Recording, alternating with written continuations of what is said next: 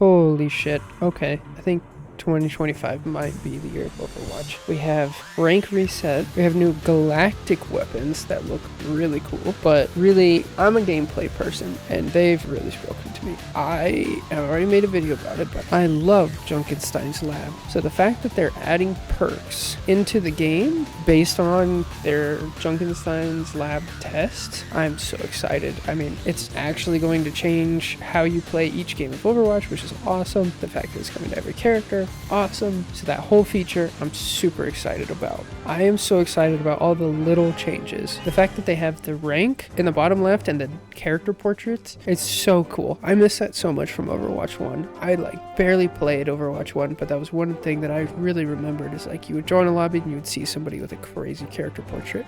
I think this is a little different, but it's still really cool. Something I've been wanting in basically every single game ever since I played Diablo 3 is detailed character and ability screens. What we had before in Overwatch was it would tell you charge forward and you pin somebody and you can hit them against the wall and you can cancel it. But with this, now it tells you how long it is, it tells you the bonus, it tells you the damage, and it gives you the actual numbers. And this is so amazing.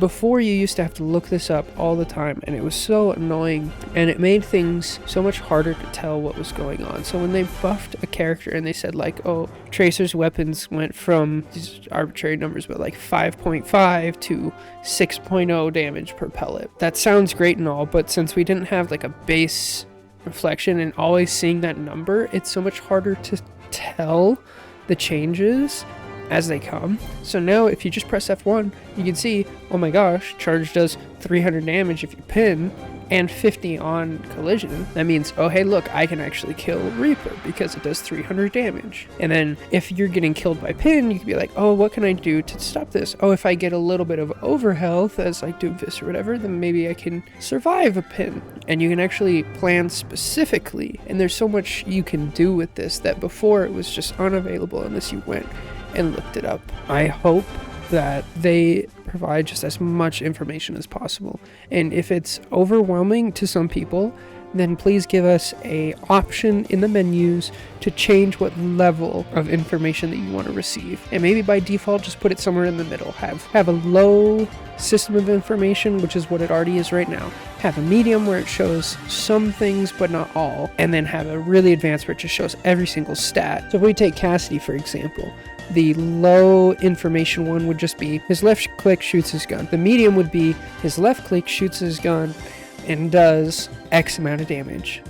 And then the high would be his left click shoots his gun, which does this amount of damage. It does this amount of damage on crit.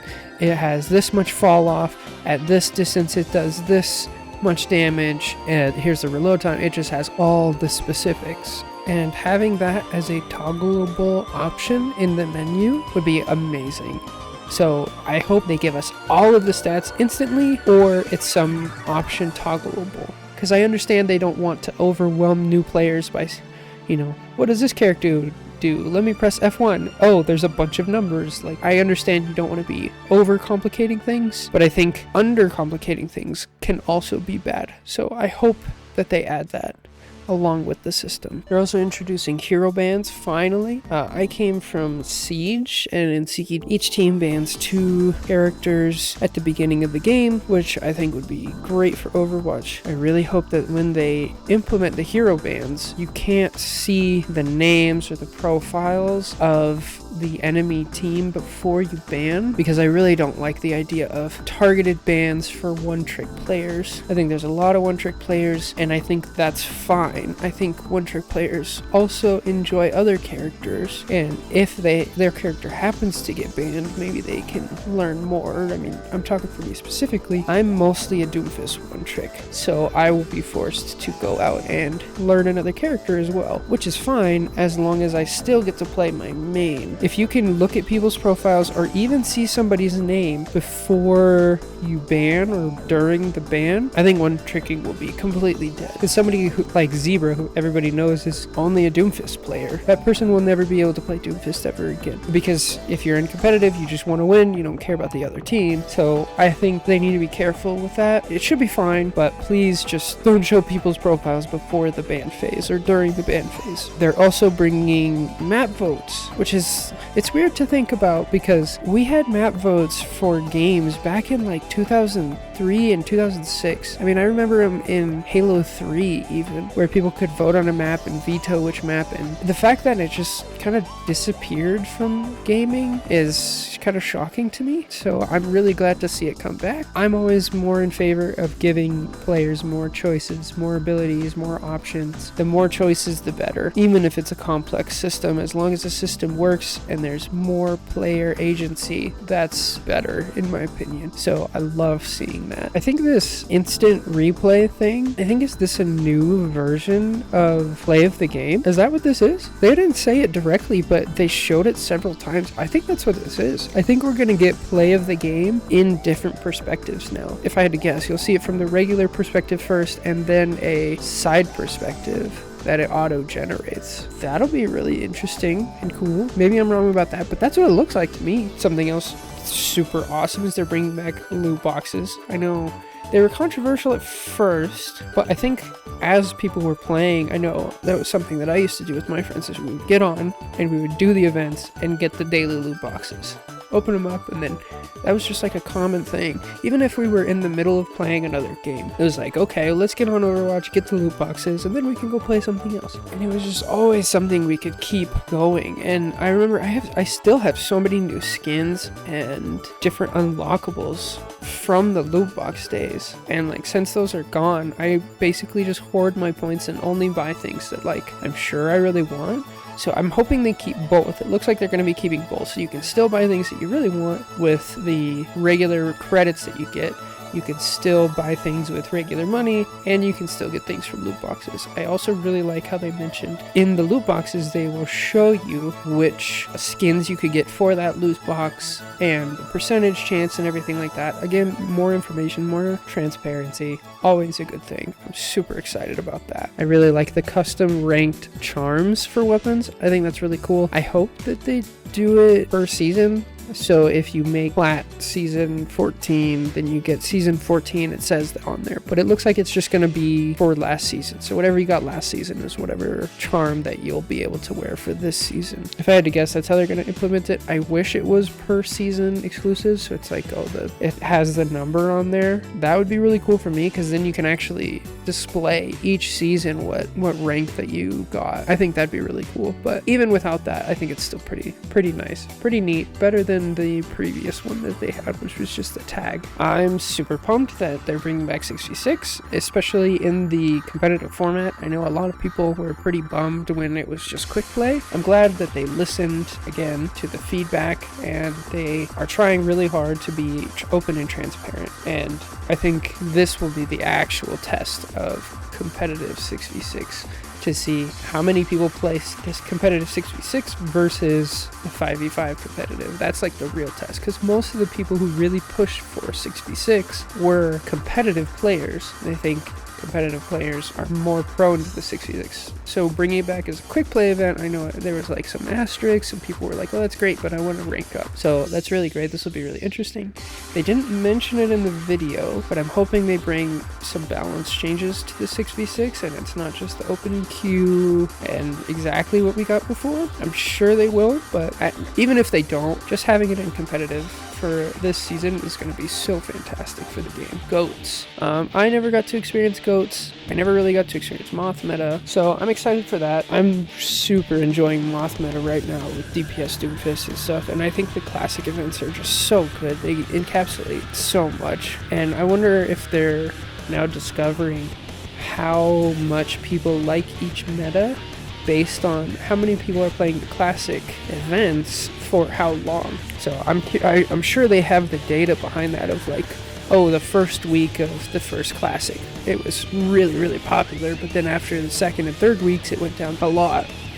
But for the second class event with Moth Meta, maybe they had higher player retention or something, so they can kind of pick and choose like how long those events are going to be and what to prioritize and things like that. And then hopefully they can even use that to balance the current patch and say, what was so fun about Moth Meta? What did people not like about Moth Meta? And try to figure that stuff out. New hero looks cool. I'm a gameplay person, so until we see some real gameplay, I'll kind of hold off on talking about it. It looks cool. Seems like a good concept. The stadium, that's the cool thing.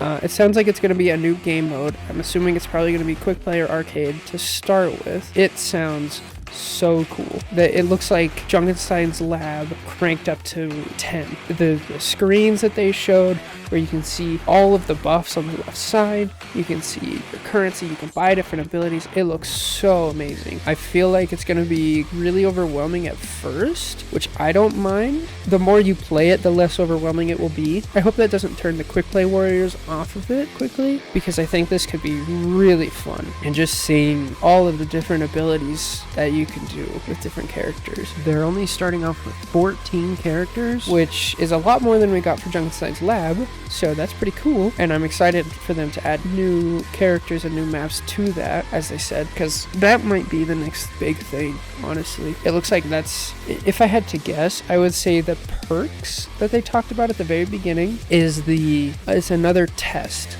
to see if they can actually completely change the core gameplay of Overwatch. And if people are receptive to it and excited about it, then maybe if that goes well, then Stadium might just be the new direction of Overwatch, because it looks like they've had the same gameplay loop for 9 years now? 7 years, and I think people are a little bit over it. It's cool. Every season you get a little bit of a balance change, a little bit of a meta change, maybe some map reworks, maybe a new map, maybe a new hero, but the gameplay of Overwatch has not changed. The basic system of it. And so with the addition of perks and Stadium, this could be a whole new direction of how Overwatch actually feels game per game, and I'm here for it. I think hopefully they definitely need to not make the same mistake of Overwatch 2, where they took away Overwatch 1 entirely and gave you this new Overwatch 2 5v5, because if they do that, they're going to split the community again. So I'm hoping they keep up with events like Classic, and they keep up with maybe having a split where you could do both game modes at the same time, and only when it actually becomes to the point where so few people are playing one of the game modes, then you take it away. But you can't just take it away like they did the first time, or else the already rough reputation of Overwatch 2 is going to tank